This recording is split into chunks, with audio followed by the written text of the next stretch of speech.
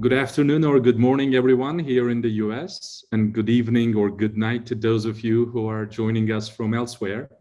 My name is Tunc. I'm an assistant professor in the Department of History and also the deputy director of the Sakıp Sabancı Center for Turkish Studies here at Columbia University.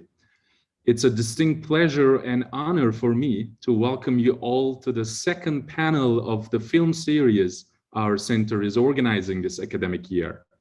And today, with our distinguished guests, we will have a conversation over Nuri Bilge Ceylan's award-winning Winter Sleep. Today is also a very special day for Turkey. As an institute devoted to Turkish studies, we would like to celebrate the 98th anniversary of the founding of the Turkish Republic. Before handing the podium over to my esteemed colleague and Sakıp Sabancı Visiting Professor of Turkish Studies, Zeynep Celik, I would like to say a few words of thanks. First, to Sakıp Sabancı family.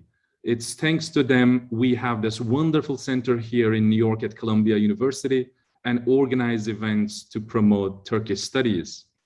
I would also like to thank the staff of the Sakıp Sabancı Center and Global Center Istanbul for making these panels possible. I would finally like to thank everybody in the audience for being with us today and encourage you to join us for the Q&A session. Now I'm passing the floor to Professor Celik. Thank you, Tunc, and welcome everybody. How does one introduce Nuri Bilge Ceylan? As you all know, he is one of the world's leading film directors with a lineup of highly acclaimed award-winning movies. Among them, in reverse chronological order, The Wild Pear Tree, Once Upon a Time in Anatolia, Three Monkeys, Climates, and Distant. There are others. As we impatiently wait for his next film, Kuru Otlar Üstünde, On Dry Grass, we will focus today on his Cannes Palme d'Or winning masterpiece, Winter Sleep, 2014. At this point, I would like to convey Orhan Pamuk's regrets for not being able to join us due to an urgent medical issue. We will, of course, miss him, but we are privileged to have other distinguished guests, two eminent New York film critics, Richard Pena and Stuart Klawans. Professor Shen and I will also take part in the conversation, albeit as humble cultural historians.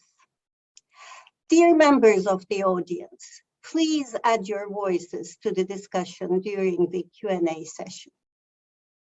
Richard Pena is Professor of Film and Media Studies at Columbia University. He was the director of the New York Film Festival from 1988 to 2012, where he presented a number of films by Nuri Bilge Ceylan. Stuart Klawans was the film critic for The Nation magazine for 32 years. He has also written for many other publications and had the honor of serving on the selection committee of the New York Film Festival under Richard Pena. He has been an adjunct faculty member in the film division of Columbia School of the Arts. His new book about Preston Sturges is forthcoming from Columbia University Press. I would like to start out with a question to Stuart Klawans. In a review in The Nation, you described Winter Sleep as visually overwhelming and urged your readers to watch it on a real screen. You brought up the richness of the interior views as well as the exterior ones, which, in your words, unfold like a Chinese scroll. Could you elaborate a bit more on this issue and perhaps situate the film's visual power in reference to other comparable films? Thank you.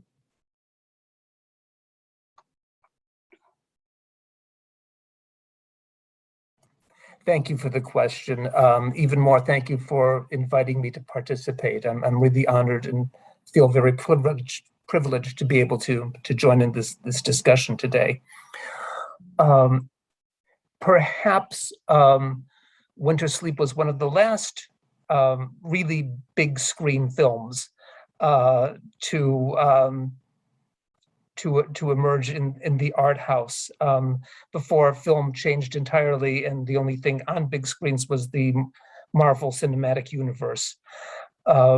We are now in an era that's much different from the one in which Ceylan emerged as a filmmaker, and we can talk about that a little bit. But clearly, Winter Sleep is an incredibly rich film visually. It would be possible for another filmmaker to take that landscape, that utterly extraordinary landscape, and make something impressive out of it. But it takes a special talent to see that landscape in a particular way and build that landscape into the interior scenes and build the interior scenes into the landscape. And one of the remarkable things about the film is how well integrated those two aspects of the film are. It's notable that Ceylan doesn't begin with a big panoramic view of the landscape. He begins with the view of mist, fog rising from the ground close up. He starts with something very elemental. He starts with the earth, he starts with vegetation, he starts with the sense of moisture. It's only after that that you get a panoramic view, but the panoramic view is complicated because of the little figure of the man you will come to know as Aiden walking along slowly. So it's approaches like that give the film its power. And this carries over also to the interior scenes, where he very characteristically, in dialogue scenes, long dialogue scenes, will run through most of the scene without an establishing shot. He'll have the characters talking with each other, he'll cross-cut between them. At the end of the scene, suddenly the camera is back and you see the whole room, and you get the sense of where everybody is. And sometimes you have a sense of the outside through a window, sometimes you don't. But it's that canniness that he brings to it. It's that special touch that gives the film so much power, I think. But I've carried on much too long about this, and I defer to others now. Yes, actually, Stuart, watching the film again to prepare for today, I was really struck by the interiors and just how thoughtfully planned and designed they all are. But that, in a certain way, makes the fact that he doesn't perhaps use the exteriors more, which are so remarkable, seem, to use a word very lightly, a little almost perverse in a way, because I at least wanted to see more. Can I ask both Zeynep and Tunc, what are these landscapes and how do they figure perhaps in the Turkish imagination? Because they really are quite extraordinary. The film takes place in Cappadocia, which is perhaps the most touristic region of the country. And we are used to seeing photographs of the place with balloons of all colors and in bright sunlight, whereas what we watch in this movie is I don't think we see the sunlight. It's always in the dark and with fog, and really a depressing sort of environment. It is, of course, very striking. But I heard in an interview Ceylan say that he looked for an untouristic place, but he needed a hotel which would be open in winter, and he couldn't find one except for this area. So he tried very hard, he said, to make this not as touristic as it really is. But Tunc may have some other things to add. Well, I also read the same interview that Professor Celik refers to now.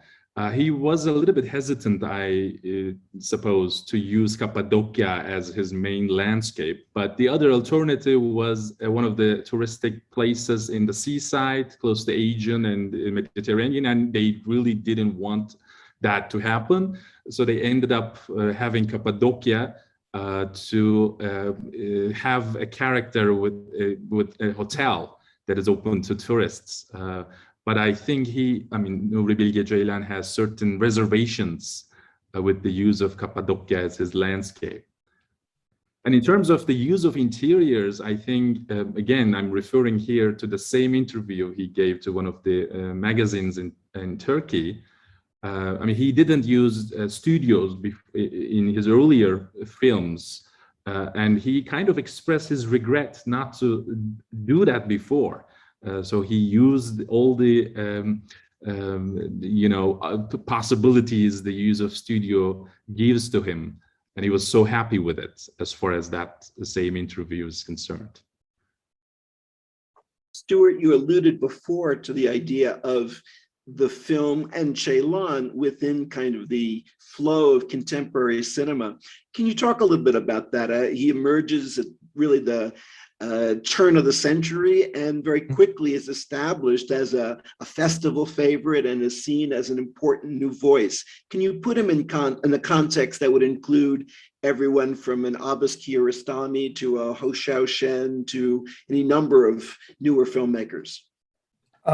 Sure, I'll try. And as I failed, you'll jump in and help me, okay?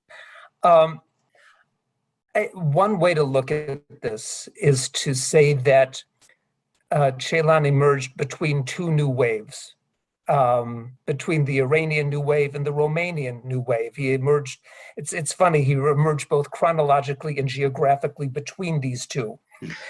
And the Iranian new wave had already peaked in a way. The filmmakers who would best identified with it by the time Ceylan arrived, they were stepping back a little. The Romanian new wave hadn't come there yet. He came in the middle, and he wasn't part of a new wave, which is interesting and worth talking about. And we could even talk about why people look to new waves and what that means. But he didn't seem to be part of a new wave. He was just himself from the start. With the Iranian new wave, there was a lot of landscape in those films, a love of landscape, a tremendous sense of place. The Iranian filmmakers were not able to make films, though, about subjects such as sexual unhappiness and explicit films about political corruption. They could hint at a few things, but they couldn't really go into those subjects. Also, those films were notable for being slow cinema, as it's come to be known. There was no hurry. When the Romanians came in, they were also doing slow cinema. They were doing lots of sexual unhappiness and frustration, lots of political corruption, no landscape at all. With the Romanians, what you were going to get was very much present tense. It was all what's right here, right now. With the Iranians, so there was no depth in a sense to the Romanian new wave. With the Iranian film, there was tremendous depth because the landscape wasn't just a physical landscape. You had the sense of the culture and history that was implicit in that landscape. Ceylan comes in and he's kind of in the middle of that. He is making deliberate, slow cinema. He's taking his time. He's letting things build up. He's giving you, even in his urban films, you get this sense of an urban landscape that has real depth to it. Physical depth, psychological depth.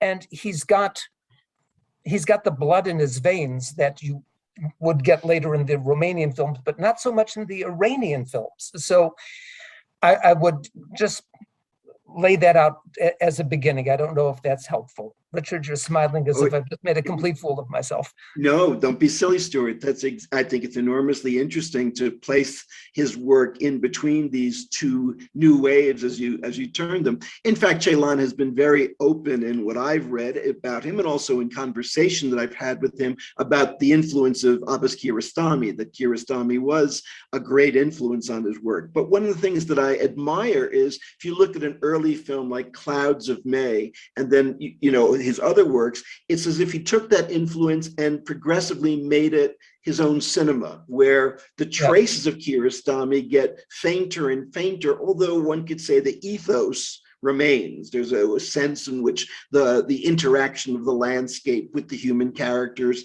continues to be an enormous part of his work. So, no, I think that's very, very helpful. Can I ask Zeynep and Tunc now to maybe bring it a little more specifically into where Ceylan fits in contemporary Turkey? As I mentioned before we started, when I was in Turkey a few years ago, I was pleasantly surprised and maybe a little shocked to see full-length cardboard cutout images of Ceylan in bookstores, because one of his books of photographs had just come out, and it was clearly an event. You know, people were talking about it, and he seems fairly well known, at least among the people I was speaking to. Can you place Ceylan in a contemporary Turkish cultural setting? You want to start, Tunc? Well, I mean, he is definitely a famous figure. I mean, and especially after the Cannes Awards from the 1999 on, I think that maybe 2001. I mean, I'm not so sure about the exact dates, but the Cannes Award he received, or Cannes Awards he received, obviously put him on the radar of everyone in Turkey. But when you look at how many people actually go to cinemas to watch his movies, we can't really see the exact number there. I mean, less than maybe 100,000 people on average usually watch his movies in the cinema movie halls. And he's often defined as the leader of the art house cinema, who is not always appealing to let's say the masses or the popular culture, but everyone knows Nuri Bilge Ceylan and what he means for Turkish culture and Turkish cinema. That's my 2 cents, actually. I agree with Tunc entirely. I'm in no position to really evaluate his reception in Turkey, but I've seen his movies in Istanbul only in very small theaters to very small audiences who were mesmerized. So I would say that he does have a very faithful following in Turkey. I do not think we're talking about millions. Mm-hmm. And he is not unhappy, I think, with that, and he totally came to terms with it. He knows that his movies are not for everyone, or for a culture that is really accustomed to watching Hollywood movies or, you know, Marvel studio movies. So I think he is totally okay with that level of it. Furthermore, he does not make himself too accessible, and that's to his credit. He is not on television every day. He's a very elusive intellectual character that way. Mm-hmm. And I think he gains a lot of respect for being like this. Mm-hmm. Beyond cinema, of course, I'm wondering if you see Ceylan in dialogue with people from literature or other arts. And we'll be talking, my next few questions actually will be about theater, which is such an interesting concern of the film. Ooh, this is difficult again for me to answer. But yes, some of his actors are also engaged in theater. Obviously, Haluk Bilginer who is a great, great, great theater actor. As we speak, I think he's doing King Lear on stage in Turkey. And his involvement in different aspects of acting is really very, very interesting. Furthermore, there is that line that he utters in the movie. They call him a player. And he says, no, no, no, I'm an oyuncu değilim. I'm not a player. I am an actor, and there's a big difference. And he dumps on the series on television there. So it is a very engaged, interwoven relationship we're talking about. Mhm. Again, he's very well, Ceylan is extremely well respected, as we all understand it. And we should perhaps add that our first discussion on Ethos, which was a TV series, carries a lot of influence by Ceylan. May I ask a question here? Sure, please. Because following on what Richard was asking, something else that I think distinguishes Ceylan's work is that there is this literary substratum of it. And he's made films, it strikes me, Aiden in this film is a would-be writer. The main character in The Wild Pear Tree is a would-be writer. Do you see anything particular in Turkish culture where that would relate to these characters of would-be writers, this desire to write? And I can mention that Pamuk's books also have such figures in them.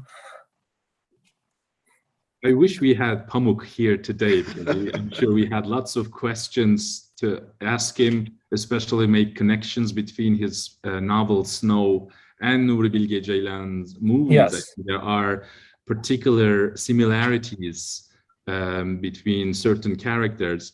But for your specific question, Mr. Klawans, I wouldn't say that it's a pretty common thing as a character. I mean, it echoes well for Nuri Bilge Ceylan's own personal biography, maybe.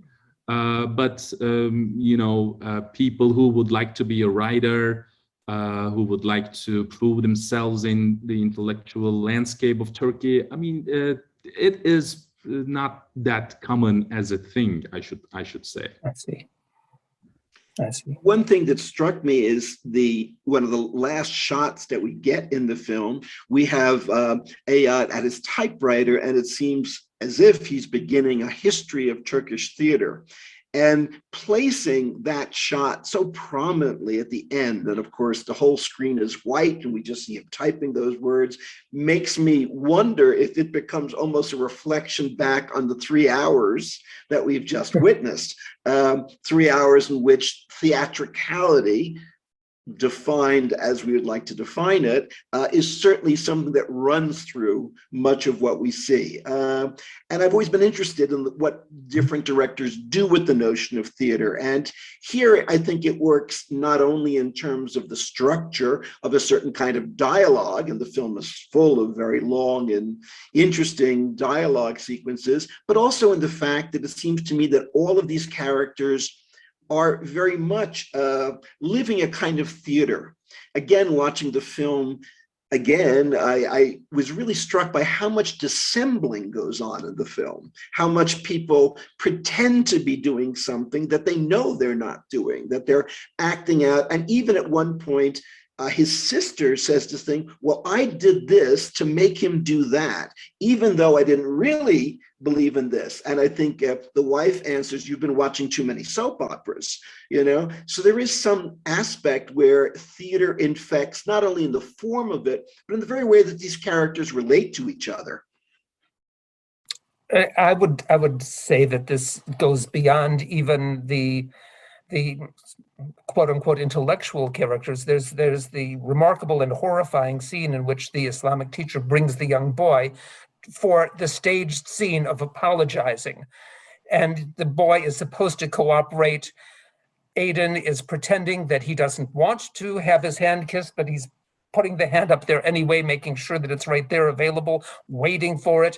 The boy does not cooperate. The play fails. But even in that scene with the Islamic teacher, there's this attempt to stage something.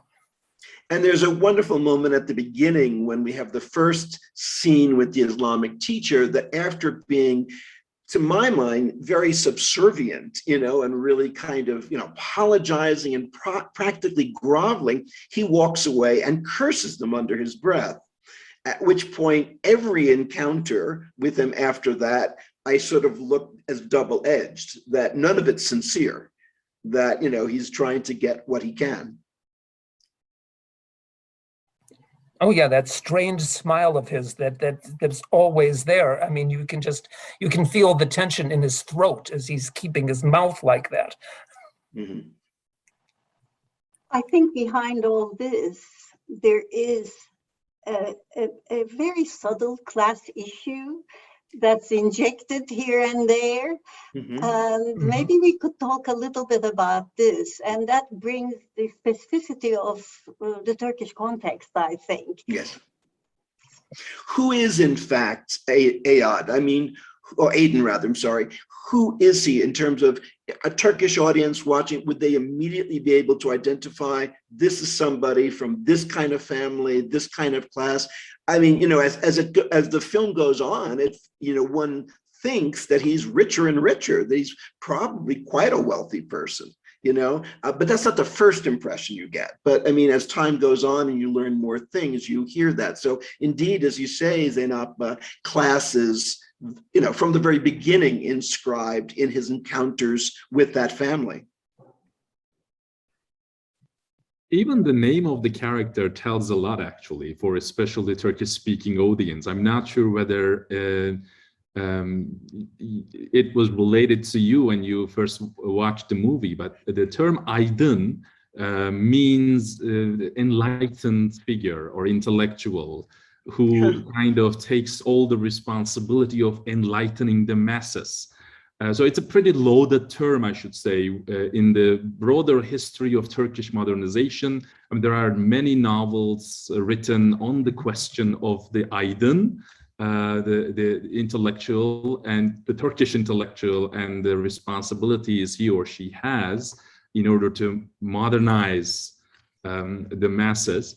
But I'm not sure Nuri Bilge Ceylan was happy with the use of that name for his protagonist. I think I saw in some of his interviews that he later regretted to use it, just because it was a pretty loaded term for especially Turkish-speaking people. And it's so evident what he really means by that. And it kind of reduces to watch the movie as just an allegory of Turkish politics or Turkish society, which I believe Nuri Bilge Ceylan wouldn't prefer, right? He probably wouldn't like his movie to be only watched as just an allegory of Turkish society. But the use of name Aydın, I think, feeds that understanding. So I think you're right, Tunc. It's also interesting that the women's names are not like that. They're old names, they're traditional names, even though they are modern women, they're entitled women. So Aydın makes him stick out. He is such an interesting character. There's nothing likable about him. And watching him, I thought of all these men I did not like, who are condescending, who are pretentious, who are failures, who are, you name it, they're the centers of the world. And at this point, I am wondering whether in all these dialogues and character building, there is a big role played by Nuri Bilge Ceylan's wife, Ebru Ceylan. I read these Chekhov stories. They follow the line pretty closely, but then there is something there that is totally new. And I am wondering how much Ebru Ceylan's creativity or intelligence or sensibility went into those dialogues that helped to form the characters so powerfully. Usually, I mean, here I am the woman speaking, but usually women's roles are buried in their collaborations with their husbands. Well, it is one of the sad facts of film history that that movement that was called, or is called, auteurism, which really focuses attention on the director, at times very unfairly leaves out what we know were the very significant contributions of screenwriters, who sometimes, of course, are also the partners of the filmmakers, the female partners of the male filmmakers. You could think of Thea von Harbo with Fritz Lang, or you could think of Alma Revell with Alfred Hitchcock. And here we don't know exactly what the precise contribution of Ebru Ceylan was. We were joking before about it would be so interesting if she wrote all the female parts of the dialogues and he wrote all the male ones. That would be a great way to learn more about their relationship. But anyway, we don't have that information at hand. There are so many ways to analyze Aiden. As you mentioned, class is obviously a very important one, and I think those scenes, you know, with the family who might get thrown out of their house are clearly in that.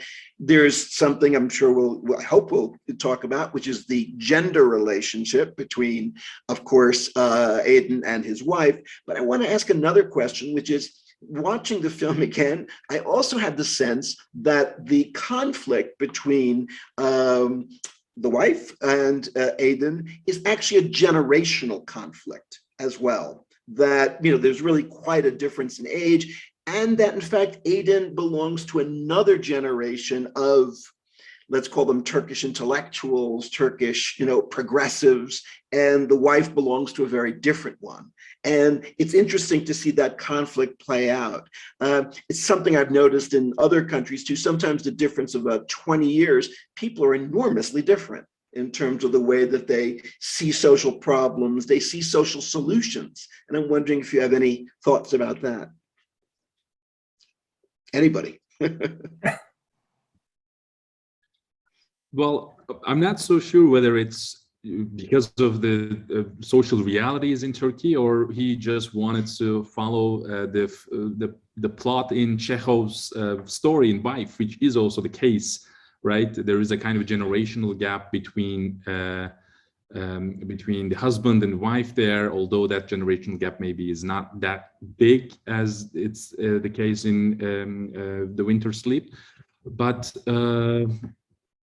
not so sure about its resonance with the current social realities in Turkey. Maybe I did not see her as representative of her generation so much. But I saw her, and maybe this is one thing I did not appreciate so much. I saw her as being defined only in terms of Aiden. And I wondered where she was behind that. She was oppositional. She disagreed with them a lot, but I did not really understand her, who she was. Mm-hmm. Well, I think my question about generation comes from the fact that we see her actually interacting with the people who she would like to help. I mean, with the teacher, with that group who comes to the hotel and whatever, there's a way that she seems to be involved directly, whereas he prefers to stay in the background and occasionally just give money. And I felt that to me seemed a very powerful difference between the two of them in terms of, again, what their relationship to these people might be. And in fact, in the end, she makes that extraordinary gesture by going to the house and giving him money to the Islamic teacher that later gets burned up in the fireplace. But that might be also related to her taking every opportunity to escape from Aiden, right? You know, getting close to the teacher, other people in the town is just another opportunity for her to put some distance between her and Aiden. These things are obviously wrapped up together, so they're hard to separate, the gender issue with, perhaps this other issue, if indeed it's there. Stuart, you were going to say something. I'm sorry we interrupted. No, not at all. I was just going to say with Zeynep that I feel that there's a mystery to this character. It's never explained how she wound up marrying this man to begin with. I mean, she's a very beautiful woman, so one imagines she might have been on the stage. Maybe she was in a production with him at some point. Maybe when he was more of an actor and seemed like more of the grand man that he pretends to be now with this big overcoat. Maybe he was, maybe he seemed like a good deal at the time, but it's never defined where she comes into this.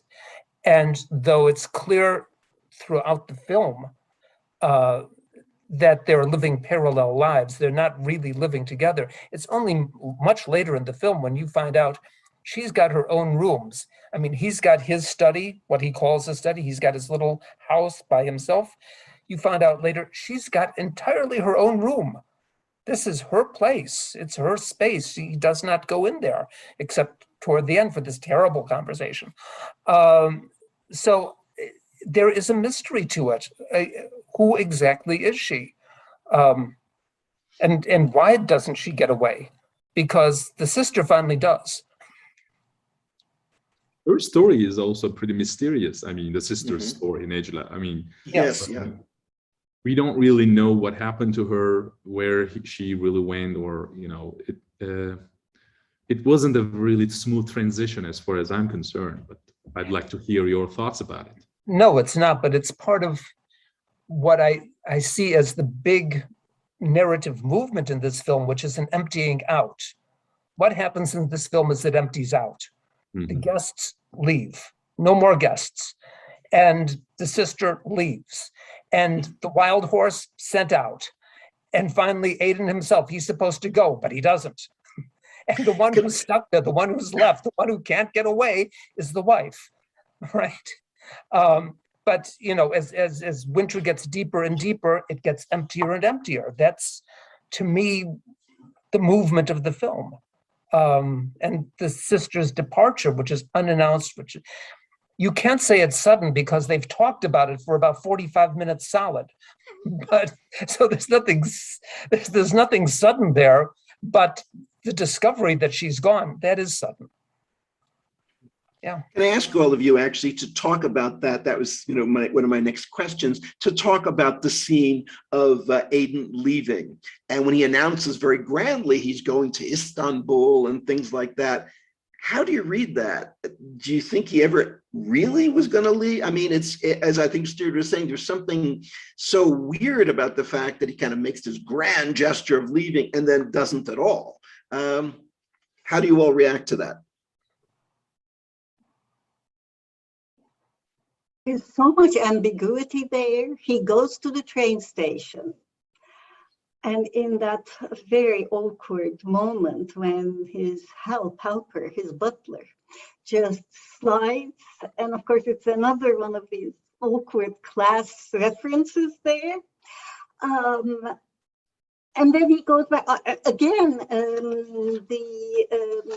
In the original story, the same thing happens. He goes to the character goes to the train station and then goes back to his friend's house. So I could not make any sense of whether he really wanted to go to Istanbul or not.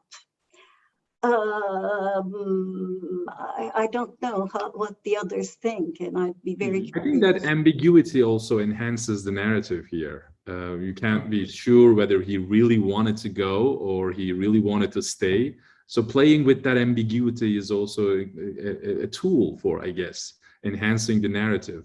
So I was also indifferent how to interpret that scene, whether he really wanted to go or he wanted to stay. Part of me thinks that perhaps going to Istanbul, he would be just someone else, no one. Whereas in this kingdom, he's the king, and that in a certain way, that seems to be perhaps what he doesn't want to do. Stuart, again, I stepped on your answer.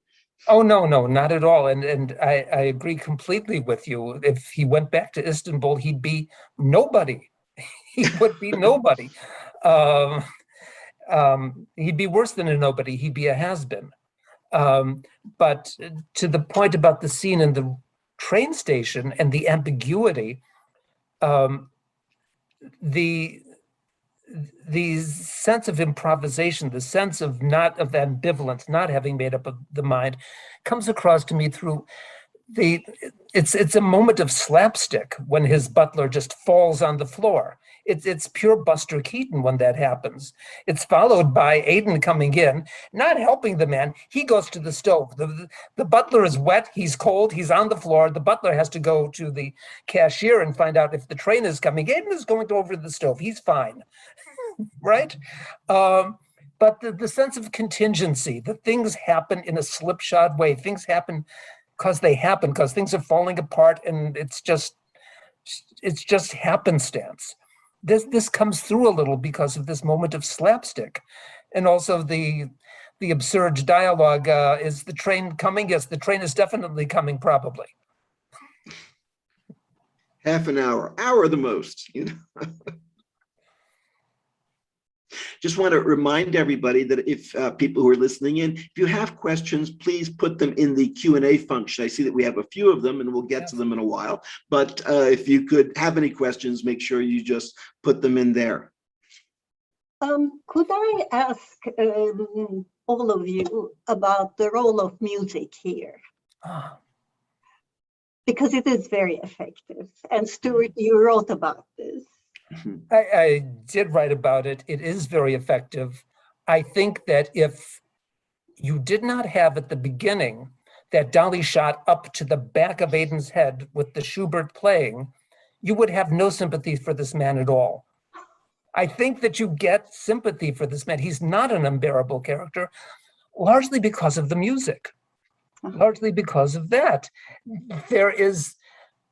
Ceylan imparts a soul to him. I should also say that it's very risky to use that music. I know of it's only one other instance of it's being used. That was Bresson's O Azar Balthazar. He used the same piece. You shouldn't follow Bresson doing something. It's really, it's difficult. So it was nervy of Ceylan to use the same music, the same sense of mournfulness that you get from that. But I think that's what softens Aiden's character. That's what gives you some sense of, to have some sympathy for this man. And it is only that music that he uses, right? If I remember correctly. Until the very end. There's a little patch of other music at the end. Okay. Yeah, but. Yeah. It's great to see a contemporary director who doesn't overload his film with music. It's a rare achievement nowadays to sort of just get away from that temptation. People talk a lot about, obviously, the literary influences. Zeynep, you've mentioned the Chekhovian influence, which obviously is there. And even beyond the stories, it has such a Chekhovian feel, the entire thing. But the critic Jonathan Romney, in his Sight and Sound review, I thought made an interesting observation, said, well, of course there's, Chekhov and Dostoevsky, even Shakespeare, but maybe we should be talking about Sartre, because if any film ever revealed hell is other people, it's this one. Responses? I agree with you. I hadn't thought of it, but the fact that for this man, everybody is a problem. He can't form a dialogue. He cannot. Okay, let me step back here. I was so annoyed at him as a character. There wasn't one conversation he wouldn't win. He would always have the last words. Whether it's with his sister, of course, with the imam, it's easy, or with the teacher, the poor teacher who wanted to recite something from Shakespeare, and he got back at him with even a better one. Why am I saying this? Does this answer his attitude toward other people? Unless he's on top, he's not interested in that. That's probably why he doesn't really want to go back to Istanbul. You know, he wouldn't have the last word there. No, he wouldn't. And he is very aware of this. And here, this is when he becomes very vulnerable. Mm-hmm. And perhaps, as Stuart said, the music makes him vulnerable too.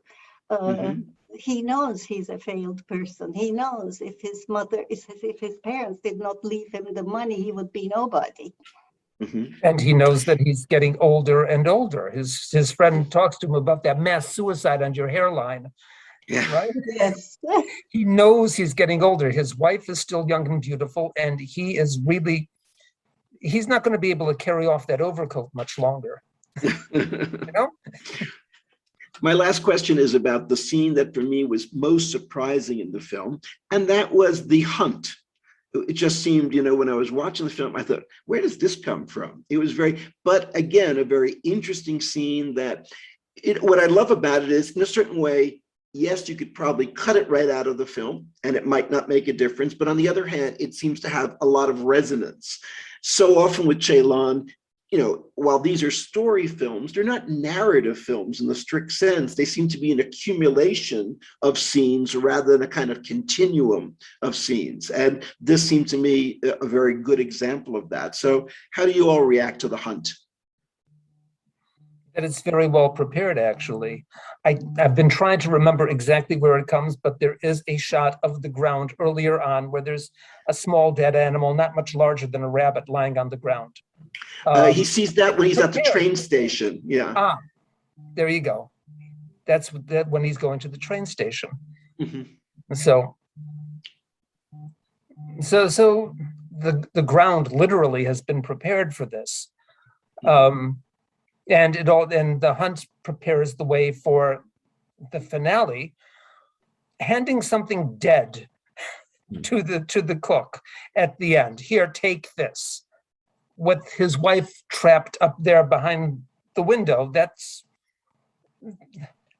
in a way says it all. Here, dead thing, deal with it. I wonder whether that hunt scene could also be considered together with the horse scene. Oh, yes.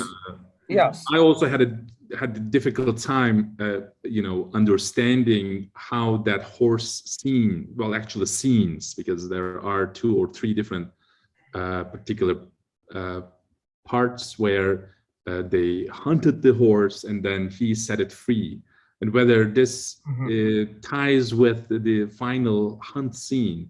So I'd like to hear your thoughts on this, actually. Well, the movie begins as a search to acquire a horse. You might think that this is a movie about a guy running a hotel wanting to get a horse because his guests want it. That's where it begins. That's the story you would think where we start. Then it turns into the story of evicting these poor people, though he's pretending he's not doing it. It's none of my business. Then it turns into the story of his very difficult relationship with 2 women. You know, people say that this is a very long, leisurely film, that it takes too much time, but there's such concision in the scene where the boy is brought to apologize and faints. There is a cut from the boy fainting to a cut of the wife's face, horrified, to a cut of their chasing down the horse.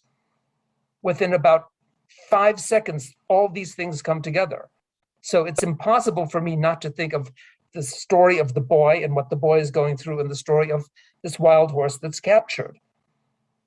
The horse gets set free, the boy, not so much. But and the wife, not at all. In that way, it seems to me that the film is a good example of something I see in, to my mind, a lot of the most interesting filmmakers nowadays, which is works that are certainly not non-narrative, but are very loosely narrative, that they would rather have a number of scenes and ideas movements almost in a musical sense, and then have them bounce off each other in a certain way, rather than just following a story. I mean, this isn't the story of, you know, a few days in the life of Aiden, you know, I mean, this is really a series of propositions that then bounce off each other, you know, everything having to do with politics, to gender, to class, to religion, to many other things, to art. Yeah, I was thinking, Richard, that the way the film moves, it's as if he starts out with the stream and then it splits into branches. Mm-hmm. And the narrative splits into branch streams, and sometimes they circle back, they touch each other again, but Mm-hmm. it's diffuse in that way. And it made me think that Turkey is the country that gave us the word meander. So maybe it's appropriate that these streams wander off and then come back together. Right. That's great. Great way of, great image for it, Stuart. Thank you. Before turning to questions from our audience, can I ask one last and personal kind of question? When Absolutely. did Nuri Bilge Ceylan cinema get your attention first? Do you remember? I can say in my case that I'm almost sure it was at the Berlin Film Festival that I saw his first, I don't know if it was, I think it was his first film, Kasbah. And I was impressed by it. You know, Berlin has always been a very good place to see Turkish cinema because of, again, the large Turkish community. The festival, I think, has always tried to have a good presence of Turkish films. So, you know, one of the pleasures of going to that festival was trying to catch up on what was happening in Turkey. And then the next film, Clouds of May, I think that was at Cannes, but whatever, I remember I saw it and I liked it and my colleagues liked it, and we put it in the New Directors, New Films program that Lincoln Center does together with MoMA. And after that, I mean, you know, often what happens is once we find a director and we like him, we certainly are paying attention to his new work. And then Distant came. And that really, I think, was the crossover film. I think that's the film that people began to say, there's this artist named Nuri Bilge Ceylan who's doing really interesting work. And after that, I mean, while I was in the festival, you know, I was happy that every few years we could show a new film by Nuri, because indeed his art just kept on developing, getting deeper. You know, as I mentioned, the thing with Kiarostami, he started off there, but he didn't remain there. You know, it was sort of like an inspiration. It was the catalyst. And then he took it, you know, where he was going to go. I also have a tiny question which has been bothering, well, not bothering, but it has been on my mind. And I'd like to ask both Stuart and Richard Pena if they saw any traces of Yılmaz Güney in this movie, in the characters. I'm going to have to pass on that one, Zeynep. I really don't know what to say about that one. Richard, you? You know, my answer would be that the Güney that I know best, he just talks about a very different world, much more rural, different class. I mean, it's hard to imagine a character like Aiden in a whatchamacallit, Güney film. You know, it's just, he didn't really look at that world. So I don't really see that much between them, although of course he's the other golden palm winner from Turkey. So no, you know, it'd be interesting. I'm sure there are people who could talk about this more coherently, but I don't really see a big connection between them. I wonder more about that generation that was active in the 80s, people like Atif Yilmaz and whatever. I think there's more of a connection to that work than I think there is to going back to someone like Güney. I was thinking of characters. I was thinking of the boy and especially the boy's father. Because there I saw a little homage to Güney, and I was wondering if I was overreading that. Ismail was his name, right? Yeah, Ismail. Ismail, whether in him there was a bit of the old Güney. That class-based anger kind of thing. Although I can't imagine a Güney character ever throwing all that money in the fire. That's I think a bridge too far for Güney, a bridge too Dostoevsky for Güney. Well, this has been great. I'm going to open it now because we don't have all that much time left to the questions. And These things. Stuart, let me throw this one to you from Elif Gulez. Ceylan often states during interviews he does not care much about the story as much as he cares about atmosphere. What are your thoughts on that? My thoughts are that you always are cautious when you listen to an artist talk about his or her work. They always cover their traces. Yeah, he does care a lot about atmosphere. The mere fact that he's got a film called Climates, and Climates is about climates for sure. Yes, he cares a lot about that. As I was trying to say at the beginning, I think that the way he infuses the character's conflicts within this atmosphere is something that really sets him apart in a way. He doesn't care about building plots as such, though he uses plots. Three Monkeys, for example, has a very complicated plot. It's got a lot of melodrama, in fact. But yes, he's always very concerned with the atmosphere, with the setting. And one of the things that makes him such a wonderful filmmaker is his tremendous talent of evoking those settings. So I hope that's helpful. Maybe somebody else wants to comment on it. No. Okay, maybe we'll just go on to another question. This was actually for Zeynep and for Tunc. People who wanted both of you, since you would be much more able to answer this, if you could talk a little bit more about the question of class in the film. I mean, it is very strong, but we'd love to hear both your takes. You both mentioned it, but if we could go a little more deeply into that issue. I mean, Professor Celik said that there was a kind of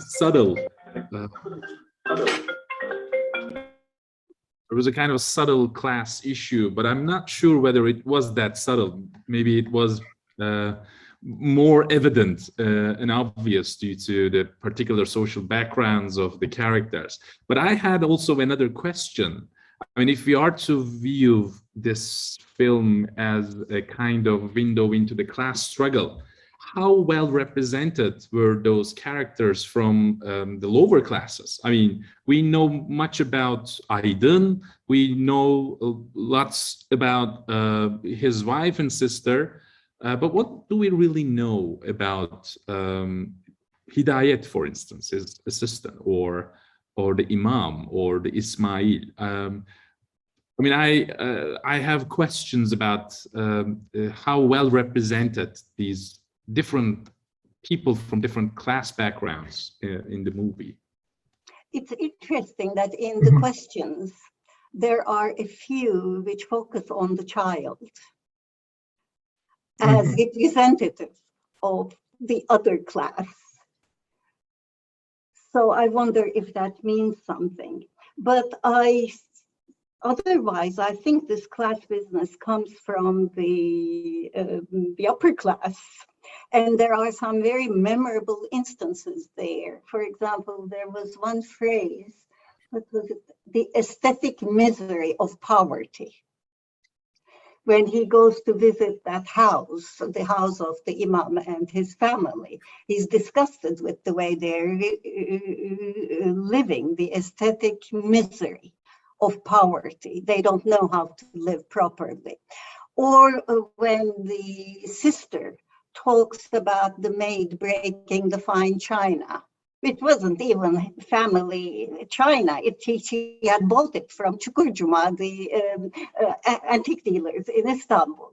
But so I think the way these punctuate the movie at certain places makes them very effective to convey the class issue. But perhaps we're focusing too much on it. Perhaps it's the individual's angst that we should be focusing more on. Well, I think that the class issue is absolutely there, and I'm glad that people are asking about the boy, because I agree with you, Tunc. the characters from the impoverished class are not as well developed, but much of what you know about the poverty comes from thinking about this boy and the very poor, inadequate school that he's going to. And in the final confrontation, there's the boy trying to do his math homework at home, and you know that he's struggling. And you also see that he's a serious student, but you've known all through this film, the school is really, really falling apart. A lot of that comes out through the boy. And it was kind of strange to me that he wanted to be a policeman. Yes. It's not strange to me at all. He's not going to be beaten up like his father was. He'll be the one to do the beating up, okay?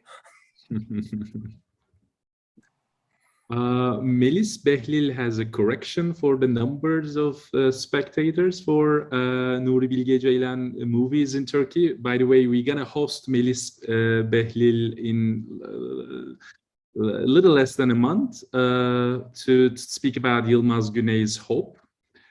So as she says, Winter Sleep sold about 300,000 tickets. I think I said 100,000. But one of the reasons why it got more attention was the fact that Haluk Bilginer and Demet Akba feature in this movie. I mean, they are pretty famous actors. So that might have helped this movie to receive a bigger audience. But thank you, Melis, for this correction. One question that I thought would be interesting, I'd love to hear all of your responses to, is someone said that could we consider this film as a comedy in the way that some of Chekhov's plays can be considered comedies? Well, there were many moments when I had a smile watching it. So yes, bitterly so. Literally so, almost a comedy. I think there's rich comedy, for example, in the scene in which Aiden reads the begging letter and insists on reading all the flattery to him in the begging letter. And of course, he's not going to read all of it. He's just read several paragraphs of it. You know, it's very funny. That's very funny. And I've mentioned the slapstick in the train station scene. It's almost a comedy until it's not, until the bottom falls out at the end. But I would say it's a comedy in the sense, sorry, he reads the sections that are praising him as a writer, and then he skips the rest. Yes. But is this? I would imagine we could think of it as a comedy in this. Sorry again. Go ahead. I would imagine we could think of it as a comedy in the sense that it's a failed tragedy, that he's not a tragic figure. He would like to be a tragic figure, but he's not at all. You know, he's too openly transparent and things like that. So comedy by default or something like that. It's the Othello Hotel, which is an ominous name, you know, for a place, but his wife is not killed at the end. I don't know if she's fully living, but he hasn't done her in. Yeah, it's maybe a failed tragedy. So finally, someone asked, for someone who hasn't seen the film before, what would we tell them to look for in the film?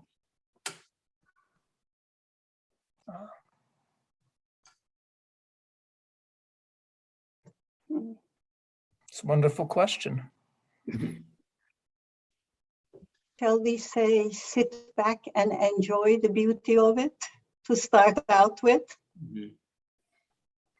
And don't get afraid for the length of the movie. I mean, I know the 3 hours and 20 minutes might seem too long to spend for a movie, but don't get afraid. It's a wonderful experience. And go back to Stuart's advice. Try not to watch it on your computer screens. Yeah, find the biggest screen you can. And though Ceylan was ambivalent at best about using that setting, I think you should enjoy it. It's a remarkable setting. I mean, it's. I guess I would say that when I'm asked this sometimes by people, I always say, just watch it. You know, Yeah. Don't go in with preconceptions, whatever, just let the film pass over you. And as Tunc said, don't be intimidated by it. You know, I think it's in many ways, although, I mean, I think it's a real achievement. I don't think it's one of those films where I didn't understand it. You'll understand everything in it. And I think you just have to open yourself to it. You know, 3 hours and 20 minutes is an unusual length nowadays, although I think some of the Marvel movies seem much longer, Yeah. even if they're shorter. So anyway, I think it's what you should do is really just go in and watch it. And all of you who watch it will identify with or pick up on many more things that none of us spoke about today, because in fact, I think the film is really that rich, that there's still so much more there to be teased out, to be appreciated, and to, in fact, be savored. Yes. Anyway, perhaps on that note, I will thank everybody, especially Stuart Klawans. Stuart, wonderful having you on the panel, and thank you for your wonderful insights. And of course, Zeynep and Tunc, thank you very much for coming in. It was great to have you. Really learned a lot from your comments. No need to be nervous anymore about talking about film. You passed the test with flying colors. No, seriously, thank you. It was really wonderful having you. And of course, thanks to everybody who is listening in. And we hope to see you the next time we have one of these upcoming seminars in this series on Turkey through cinema. Thanks, everybody. Bye-bye. And thank you. Thank you very much. all.